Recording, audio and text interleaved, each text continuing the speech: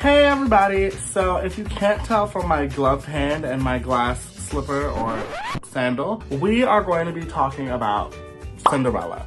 I'm going to do a quick review over the new Cinderella movie that just dropped on Amazon Prime starring Camila Cabello, and then I'm going to rank all of the Cinderella movies that I've seen. There are many adaptations of Cinderella, and which one I think was the best. So let's get straight to it.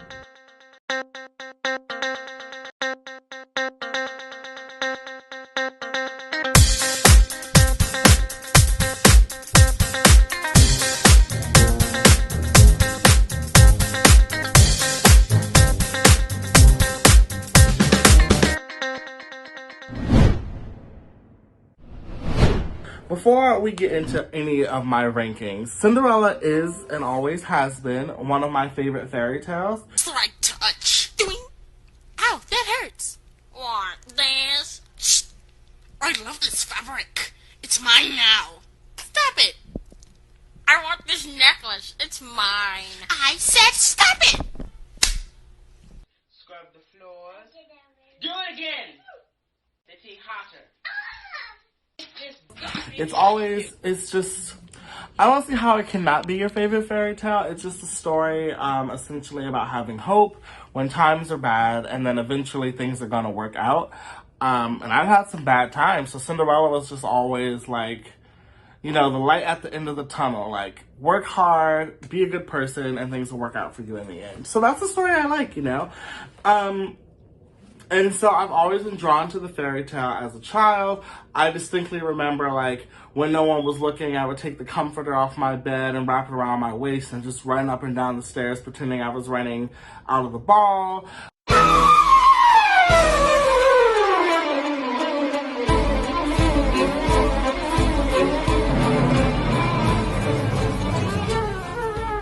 Cinderella was just always and has always been one of my favorite stories. And I know people are Bed Bath & Beyond tired. So tired of the new adaptations. I feel like every time a new Cinderella comes out, people are like, why do we need another one? But honestly, I will never say no to a Cinderella movie. You could give me one every week and I would watch it. So let's get straight into the new remake with Camila Cabello. Alright, I'm just gonna come right out and say it. I didn't like it. I did not like this version. I did not like it that much. And I really wanted to. I really wanted to. Like, you can see I dressed up. I had a viewing party. We watched it. We played drinking games. We wanted to have fun and we wanted to enjoy this, and I just could not. I really wanted to like that movie. And they failed. First of all, this whole movie felt like a cupcake with too much icing. Like, I love a cupcake with some cream cheese icing, but if it's too much and I can't get to the cupcake because the icing is just heaped on and I'm just eating icing, then it's not a good cupcake. And that was this movie. There was just too much piled onto each other. Where do I even start? First of all, how do you have Billy Porter and Idina Menzel and you give them Material Girls and a song by Earth, Wind & Fire? They should have been given music. They are stars and they should have been given something to sing. They should have been given original music. I don't like the jukebox. And I liked it at the beginning. I loved the opening sequence. I loved it so much. But then, as it kept going on, I was like, these songs just kind of sort of tell how the characters are feeling. And they kind of fit. But I wanted you guys to write what these characters were thinking. Also, the movie just contradicted itself. For example, in the very beginning, there was a scene where the stepsisters looked at us directly. And they addressed us directly when they were being introduced. And the fourth wall was broken. And I was like, okay, is that what's happening? Never happens again.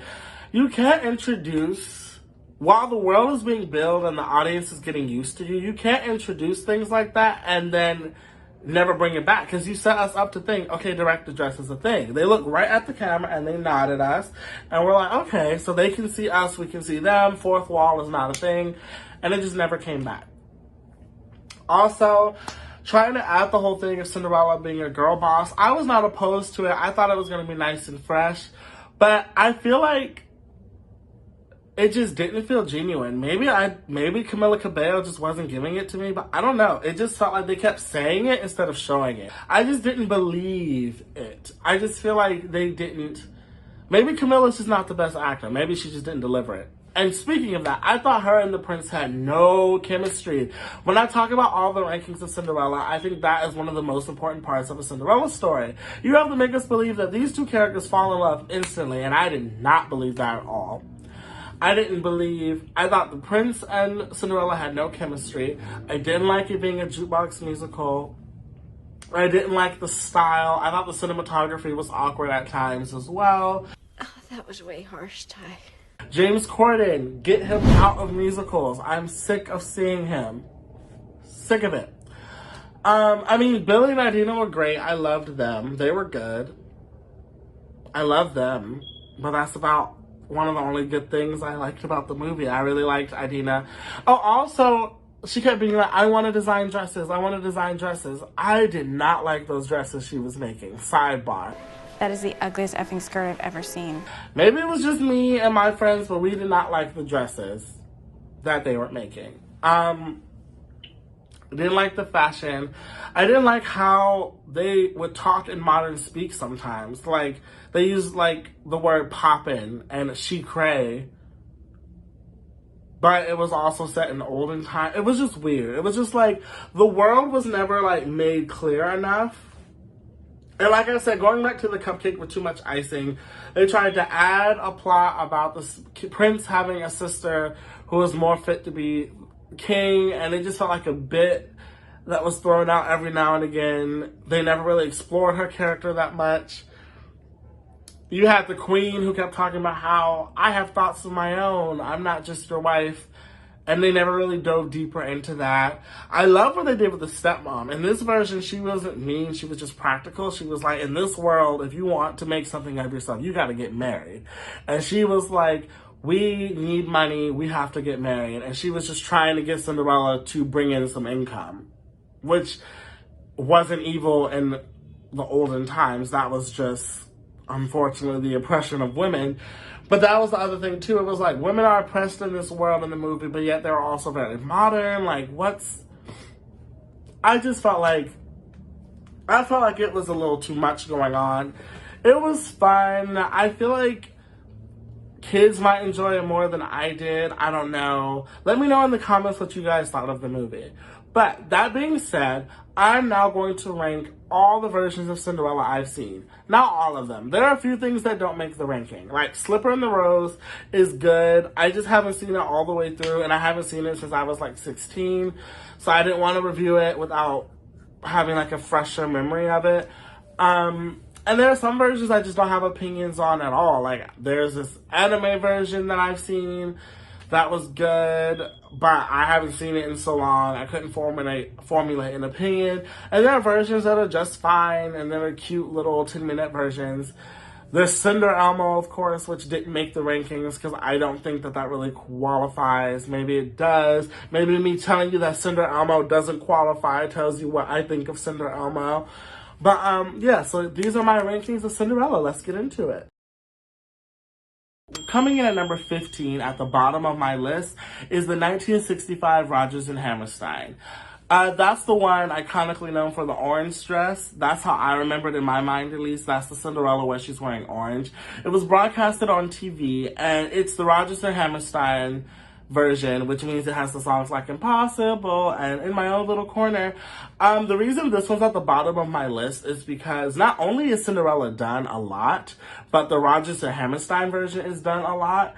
And so I feel like if you're doing a movie where it's the same songs, the same script, you really just have to like you have to bring something new to it or something. And I just felt like this version was just so boring to watch. Like the costumes weren't interesting. Cinderella's gown when she went to the ball was yawn.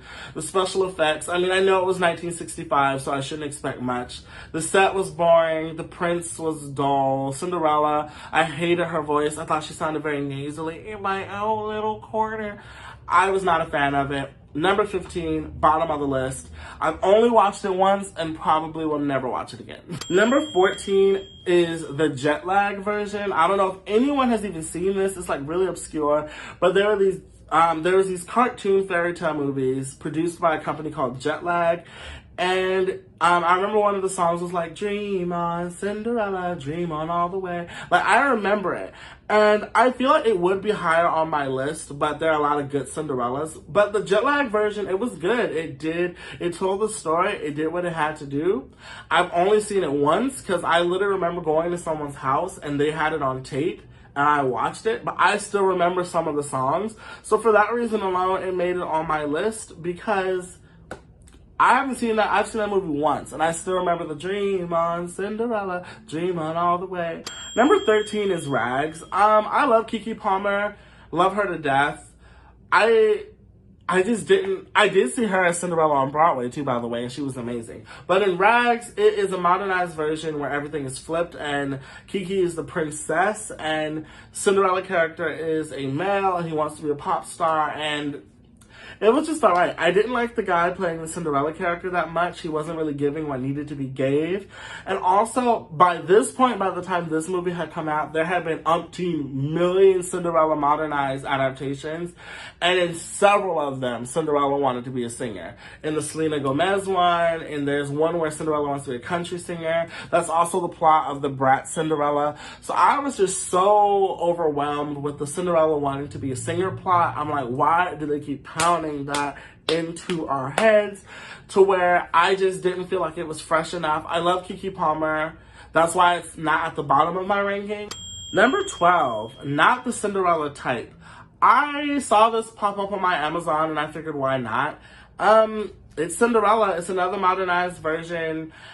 It was alright. I thought it was weird how they kept trying to be like, she was very much aware of the Cinderella story, and she was like, I'm not Cinderella, I'm not that kind of girl, blah, blah, blah, blah, blah, but she was, and it just felt weird that she kept being like, I'm not Cinderella, but that's what the story was. But it was interesting. I mean, it was fresh. They were young faces. You know, usually they have like 25-year-olds playing teenagers in Cinderella, but they were actual tweens. They were young. It was cute. Would I watch it again? Probably not. But did I hate that I watched it? No. Number 11. I believe it was called A Christmas Cinderella. It was the one on Netflix, and it has Allie from Austin and Ally, and it has the werewolf from Wizards of Waverly Place. Do with that information as you will. It was alright. It was cute. It was Cinderella again, but set at Christmas time. And this time she meets the prince while working at Santa's workshop. And she's like in an elf costume and whatnot. And that's kind of how she's not recognized or whatever. It was fine. My favorite story is Cinderella. My favorite holiday is Christmas. So putting them together, being able to like watch it while drinking hot cocoa and having an excuse to watch it once a year, great. Like, I thought it was fine. The only reason it's not higher in my rankings is I wasn't particularly a fan of the Cinderella and the Prince character. I feel like that's going to come up a lot in these rankings because I feel like one of the most important things of having a Cinderella story that works is having a Cinderella and a Prince that have like really good chemistry. Because the whole plot of the Cinderella story, no matter how you adapt it, is that Cinderella and the Prince meet and fall in love instantly. And if we can't see that, if they don't have chemistry, if it doesn't feel like love at first sight, then the whole movie falls flat. And I feel like with this, it felt like a genuine high school crush. I will give them that. It didn't feel like true love. It didn't feel passionate. It felt like high schoolers. It felt like a high schooler's having a crush. It was fine. The whole movie was just fine.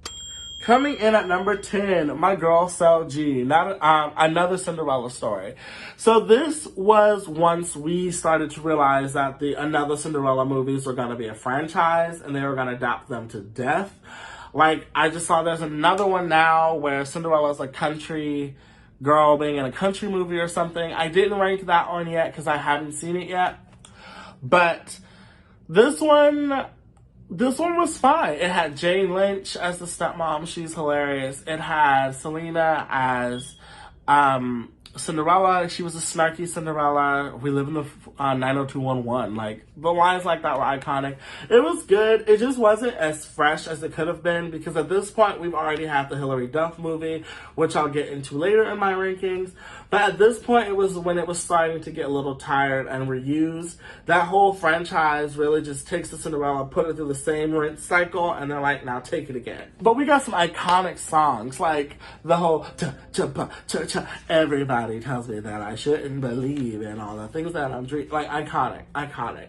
Number 9, Camila Cabello's version that just came out on Amazon Prime. I wanted to like this movie so much, you guys. I wanted to like it so much. And it's obviously not the worst version because it's not at the bottom of my list.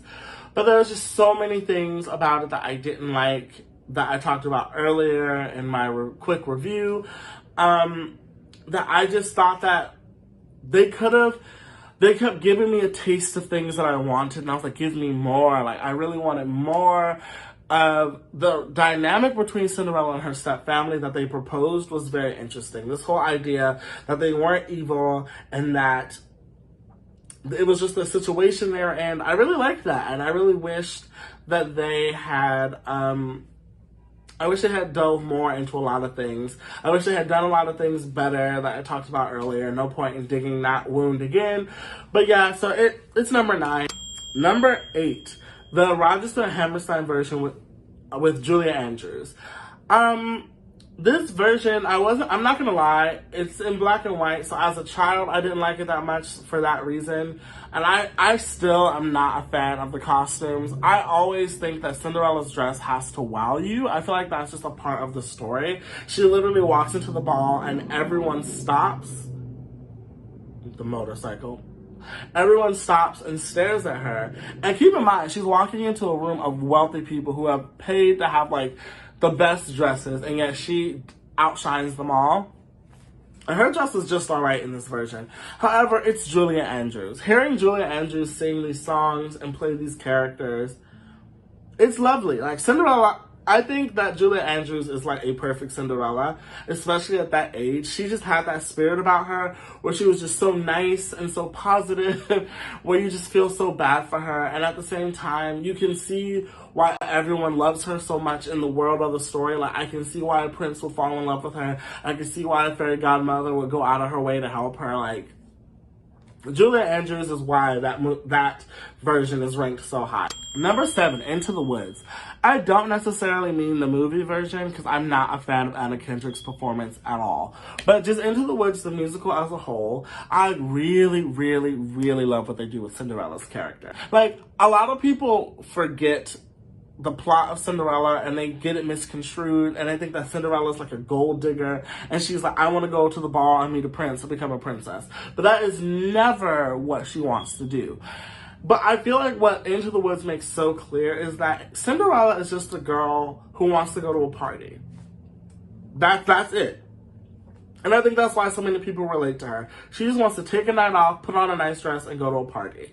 And in Into the Woods, it makes that very clear. She has a line where she says, wanting a ball is not wanting a prince. Like, she keeps running from the prince because she's like, I didn't ask for this. I just wanted to have a party. And she has a song where she's like weighing her options, where she's like, I know I'll never belong in royalty because that's not who I am. But I don't want to be a maid for the rest of my life either, and that's not who I am either.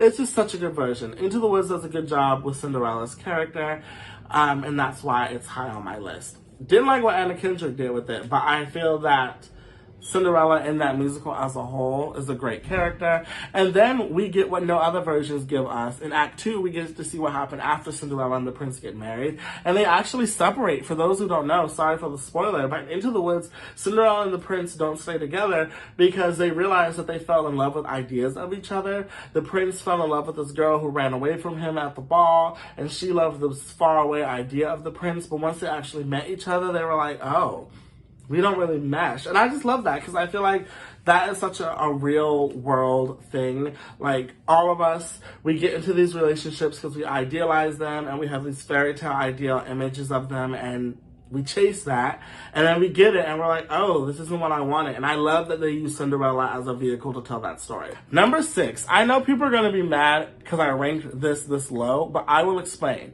Number 6 is the original Disney cartoon. I know people are like, what? Why isn't that number 1? It's literally perfect. That movie is perfect. There's nothing wrong with that movie. It is literally the blueprint, and that is the only reason why it's not worked higher. I feel like the reason I didn't rank it higher is just because it is the blueprint. Like, all the other movies that have come out after that had to contend with this perfect version. When this movie came out, Cinderella, there was no, like, iconography of Cinderella. We all knew the fairy tale. The world knew the fairy tale. But this movie set such a blueprint with the iconic dress, the glass slippers, the mice friends, because that wasn't really a part of the original story either. Like, in the original story, there were mice, but they were just, like, in the kitchen. But, like, this movie with Cinderella having the mice friends that helped her, like, it became such iconography that every version that come out since had to compete with that and had to, like, work it in somehow. But it's perfect. Like, I can never get tired of that movie. It's literally an iconic movie with iconic lines. The animation is beautiful. The movie is just beautiful to watch. I feel like Cinderella is such a good character in there. She's strong, she's sassy, and she's very clearly in a bad situation. The stepmom is brutal, and you get that from watching it. You know that this girl is abused, and everything about that movie is just perfect. It is the perfect Cinderella story. And the only reason it's not number 1 is because, again, I feel like it set the blueprint. It didn't have to, and all the movies that I'm going to list after this had to compete with this version. And I feel that, yeah, I just feel like this was the perfect story. They did it perfectly.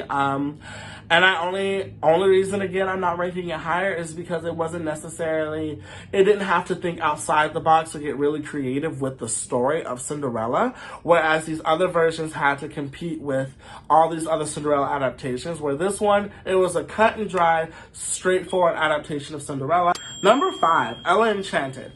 So, Ella Enchanted, I know some people didn't like that movie, but I went to the movie theaters to see it as a kid, and I just loved it. I loved it so much. Like, it was really fun.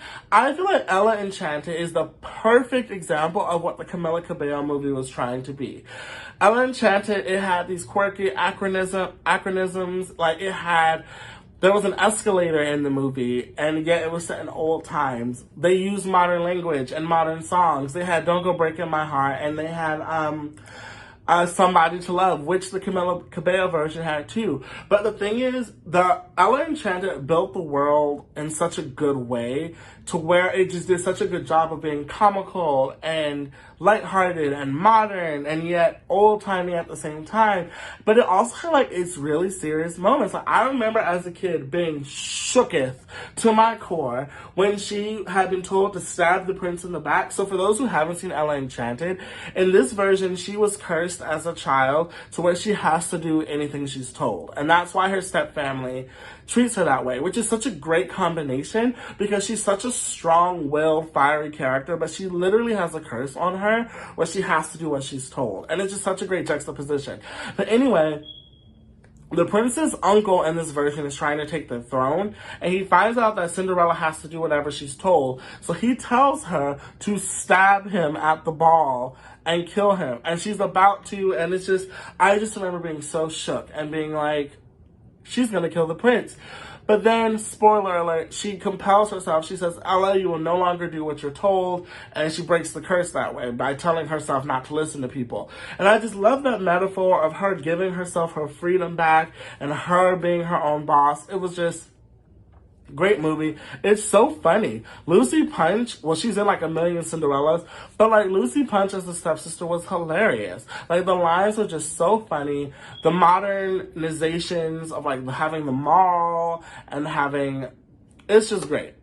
it's just great. I think it's a great movie. Like Cinderella, we get so many adaptations. I love when you're able to do something fresh with it. And in that version, you know, she's on a quest. She's fighting ogres and giants and saving elves from slavery. It's such a good movie. If you haven't seen Ella Enchanted, I recommend it. Ella Enchanted was definitely what the Camila Cabello movie was trying to be. Unfortunately, Camila Cabello's version fell flat, and Hathaway's was great. And also, like I said before, the chemistry between Ella and the Prince, I thought they were such a cute couple. I was rooting for them. I loved them. Number 4, Hilary Duff's Cinderella story. This movie is high on the rankings because this was the first, like, we're modernizing it. And it set a blueprint that so many other movies tried to copy. We got 1,000,001 Cinderella adaptations that tried to follow in the footsteps of another Cinderella story. Or not even another Cinderella story, a Cinderella story. And this one was just classic. It was just so good. Hilary Duff and Chad Michael-Murray, their chemistry, I love them. I loved seeing them together. And it was just such a good version. Like, it was modernized in a clever way. I thought having Cinderella and the Prince meeting in the chat room and then talking was so good.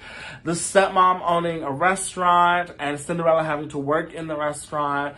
I loved the fairy godmother character. Regina King was amazing.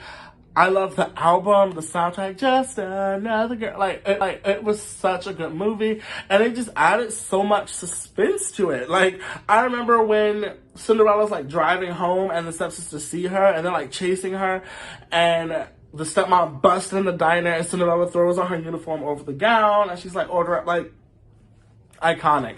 Or when the stepsisters embarrass. So in this version, the Prince doesn't find Cinderella via the shoe. The stepsisters embarrass her in a pep rally in front of everyone by reenacting Cinderella and the Prince's instant messages, and Cinderella cries, and it's just a big to-do and iconic. Hilary Duff was amazing in this movie. The whole cast was perfect. And it was just fun. It didn't take itself too seriously, but at the same time, it wasn't... I think a problem, going back to the Camila Cabello version, I feel like a problem with it was that not only did it not take itself too seriously, but it didn't take itself seriously enough. Where there were things that were just, like, thrown away, haha, where it was like, no, like, find the depth of these characters. Like, Cinderella is such a good character to play. You have to deal with, like, your parents dying and, like, falling in love with someone you don't feel that you're right for, and, like, being an abused child. And I feel like this version was fun, but it had all of that in there. Like, you felt bad for Sam, and also Sam was strong, independent. She was like, I have to save up money for college. I want to go to Princeton. I want to do this. I love baseball. You never watched that movie and thought that Sam was passive. You never had a moment where you're like, Cinderella is weak, she's passive. You saw that she was trapped in this situation, and you felt bad for her, and you loved her for it, and you're rooting for her the whole movie, and it's just a perfect adaptation. Number 3 and number 2 are tied. Let me just say that right now, because I could not figure out how to place them, because I know people will grab me by my throat and be like, how dare you? So number 2 and number 3 are tied with the Brandy version, Impossible, we love it, and the 2015 remake. These movies, chef's kiss. The Brandy Cinderella version was perfect. The songs, beautiful. The costumes, stunning. This movie is the reason I fell in love with Cinderella. I saw this when I was like 3 and watched it all the time. If you put a gun to my head and said, recite that movie from start to finish, I could. I know every line, every song, every movement of the eyebrow. I've seen it so much. It is such a good movie. It is so good. Bernadette Peters, perfect. Whitney Houston, amazing. Whoopi Goldberg, hilarious. Brandy, I always say I don't think Brandy is the best actress, but the thing is, she's so endearing. She's so pure and young, and the Prince and her have chemistry, so even though her acting isn't the best, I don't mind it. She's such a good singer. Everyone else is so good, and it's just... It's a great movie. And in the 2015 version, perfect. Perfect. Lily James, freaking amazing as Cinderella.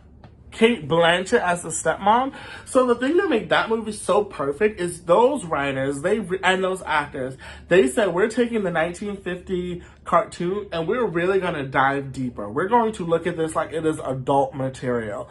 And that is why the 2015 version has been the best of all the Disney live actions that have come out in the last decade, because that one, they took it seriously and it worked. Like, they said, let's analyze all these characters. Like, the stepsisters, Drusilla and Anastasia, had a whole moment where Cinderella, like, really understands them and she feels sorry for them. She's like, these girls have been trained to think that the best they can ever be is who they marry. And then you see the progression from Cinderella becoming a maid, which I love, because no version shows the slow progression. Like how, I thought it was brilliant. Like, Cinderella's dad dies, and the stepmom is like, oh, I'm going to give you work so you can, like, distract yourself from your grief.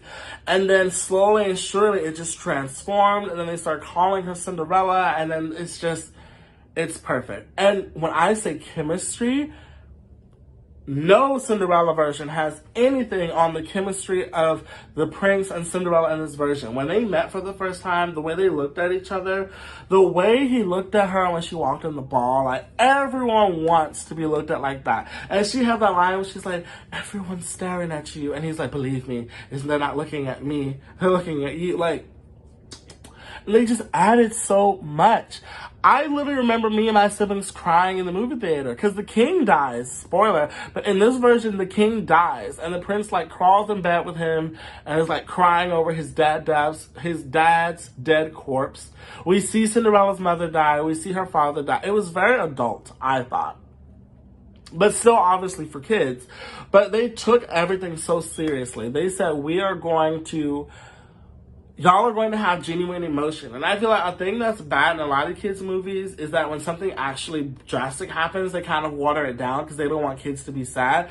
They did not do that in this. When Cinderella's parents died, she was sad, and it was sad, and we cried in the audience. And I cried, my siblings cried, we all were crying. When the king died, it was sad. Like, and they just did such a good job. And, like, I love the scene where Cinderella's just like, how can you be so cruel? Like, what did I ever do to you?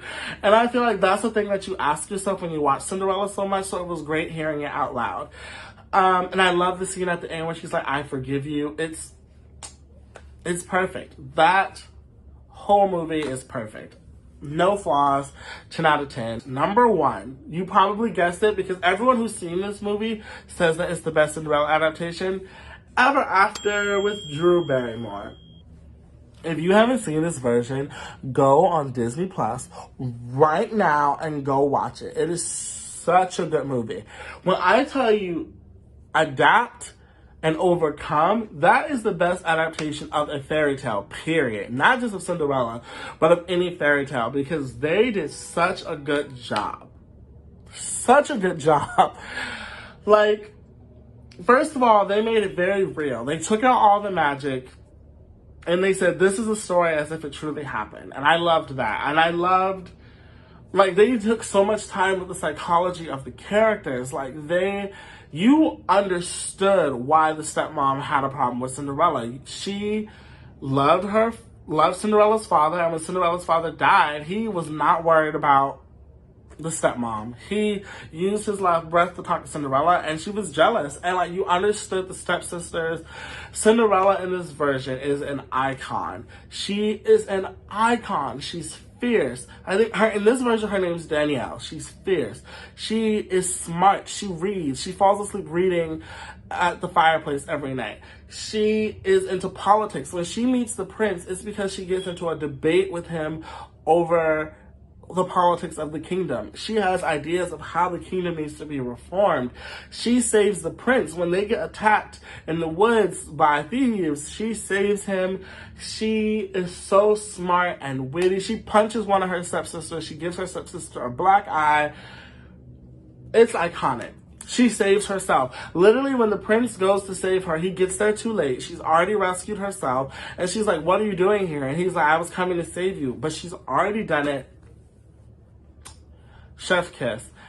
And then she gets revenge on the step family at the end. It's just so good. If you have not seen Ever After, whether you're a Cinderella fan or not, stop what you're doing and go watch that movie. Alright, everyone, so here I am with my glass slipper waving everyone goodbye because that is my rankings of Cinderella and my review of the Amazon Camila Cabello version. Let me know what you think in the comments. What's your favorite version of Cinderella? Did you like the new Amazon version? Let me know. Can't wait to read your comments, and I'll see you guys later.